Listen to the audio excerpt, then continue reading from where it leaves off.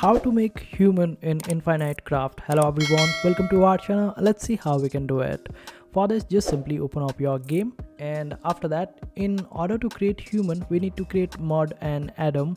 So in order to create mod, we will just simply bring earth, then add water to it, then add more water to it. After that, add earth to it, and we will be able to create mod. Now we need to create Adam. So in order to create Adam, you need to add earth and then add wind to it. After that, you get dust. Now add earth to it and you get planet. After that, you need to search for smoke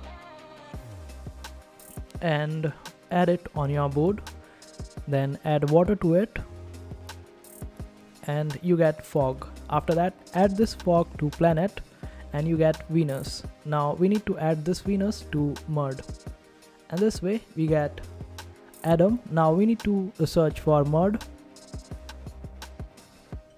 and just simply add it over here, then add it to Adam, and this is how we get human on Infinite Craft.